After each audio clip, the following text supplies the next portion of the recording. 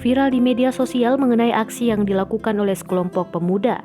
Aksi tersebut terekam video dan diunggah di media sosial TikTok. Terlihat sekelompok anak muda tengah berboncengan menggunakan motor dan mendatangi rumah-rumah warga. Para pemuda dan pemudi itu kompak membersihkan rumah seorang warga.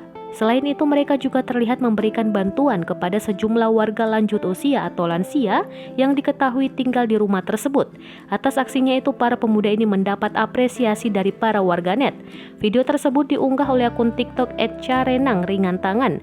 Diketahui akun ini milik oleh komunitas anak muda bernama Carenang Ringan Tangan atau Carita. Pendiri dari Carita adalah perempuan bernama Nuraini Sophia. Perempuan berusia 23 tahun ini mengatakan komunitas yang ia dirikan tersebut merupakan sebuah komunitas sosial. Nuraini menyebut Carita berdiri pada 14 Desember 2020 dan kini telah memiliki anggota sebanyak 50 orang.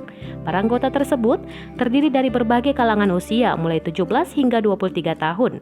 Kepada tribunnews.com, ia menuturkan anggota dari komunitas Carita terdiri dari para pemuda yang tinggal di Kecamatan Carenang, Kabupaten Serang, Banten.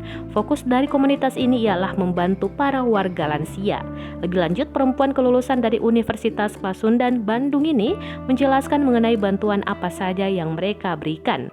Rupanya dalam setiap proses pendistribusian bantuan, para anggota Carita melakukan survei terlebih dahulu, lantaran tidak semua warga memiliki kebutuhan yang sama.